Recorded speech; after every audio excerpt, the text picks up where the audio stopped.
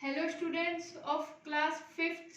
अब मैं करा रही हूँ एक्सरसाइज 5.1 जिसका नाम है मल्टीपल्स एंड फैक्टर्स। एक्सरसाइज 5 का नाम है मल्टीपल्स एंड फैक्टर्स। तो मैं करा रही हूँ एक्सरसाइज 5.1। फर्स्ट क्वेश्चन है right first 4 multiples of the following.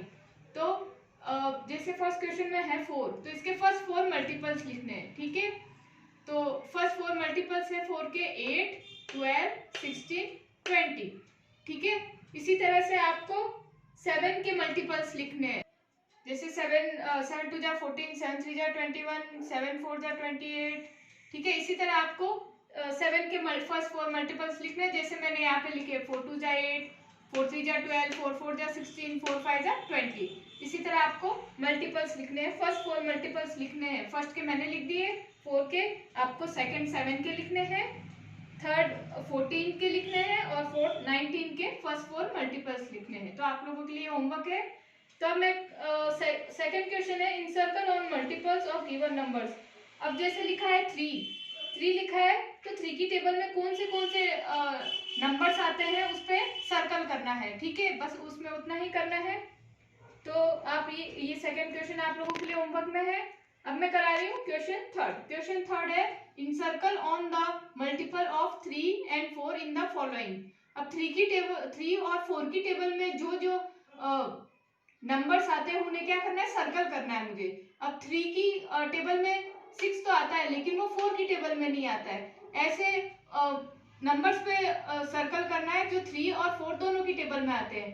3 और 4 की टेबल में 12 3 की टेबल में भी आता है और 4 की टेबल में भी आता है, इसलिए मैंने इसको सर्कल किया। 24 3 की टेबल में भी आता है और 4 की टेबल में भी आता है, इसलिए मैंने इसको सर्कल किया। तो इस तरह से ये क्वेश्चन थर्ड है। अब मैं करा रही हूँ क्वेश्चन फोर्थ है right the multiples of 7 between 10 and 30। अब 7 की टेबल में 10 और 30 के बीच में जितने भी नंबर्स आते हैं आपको वो लिखना है। तो मैंने लिखे हैं 7 2 जा 14। मैंने 7 1 जा 7 नहीं लिखा क्योंकि आपको 10 और 30 के बीच में नंबर्स लिखने हैं। तो 7 2 जा 14, 10 और 30 के बीच में आता है 14। 7 3 जा 21, 10 और 30 के बीच में आता है ये 7 3 जा 21, 7 4 जा 28। ये भी 10 और 30 के बीच में आते हैं। तो ये मेरे मल्टीपल्स ऑफ 7 है बिटवीन 10 and 30। ठीक है, आई होप समझ में आया हो। अब मैं करा रही हूँ क्वेश्चन फिफ्थ। अब क्वेश्चन फिफ्थ है right multiples of 4 greater than 25। ठीक है, 4 के मल्टीपल्स लिखने हैं जो 25 से बड़े हो। ठीक है, ग्रेटर देन 25। अब 4 की टेबल में 25 से ज्यादा जो 25 से बड़े जो नंबर्स आते हैं वो हमें लिखना है। 4 की टेबल में 28 आता है, 32 आता है और 36 आता है, जो कि क्या है 25 से बड़े हैं। Multiples of 4 greater than 25। ठीक है, तो मल्टीपल्स क्या हुए 28, 32, 4 9 जा 36। ठीक है, तो ये मेरे हुए मल्टीपल्स ऑफ 4 ग्रेटर देन 25।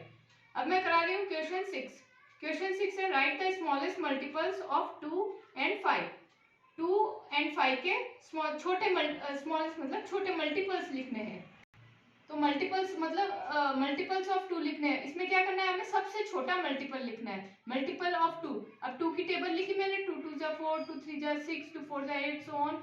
अब 5 की टेबल मल्टीपल ऑफ 5, 5 2 जा 10, 5 3 जा 15, 5 4 जा 20 सो ऑन। ठीक है,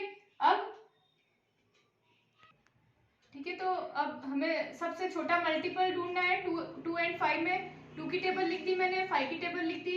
अब 2 की और 5 की टेबल में सबसे छोटा मल्टीपल दोनों में कॉमन कौन सा है, तो इसमें स्मॉलेस्ट कॉमन नंबर कौन सा है 10।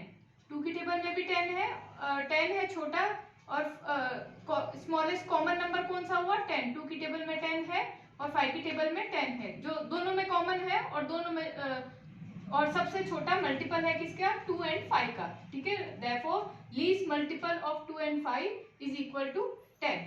ठीक है, तो आई होप समझ में आया हो। क्वेश्चन 7 8 आप लोगों के लिए होमवर्क है। तो आपको मैं आपका होमवर्क वापस से रिपीट कर देती हूँ। क्वेश्चन फर्स्ट के रिमेनिंग क्वेश्चन आप लोगों के लिए होमवर्क है। क्वेश्चन सेकंड आप लोगों के लिए होमवर्क है, जिसमें मैंने बता दिया क्या करना है। और क्वेश्चन 7th और 8th आप लोगों के लिए होमवर्क है। तो आई होप समझ में आया हो। That's it.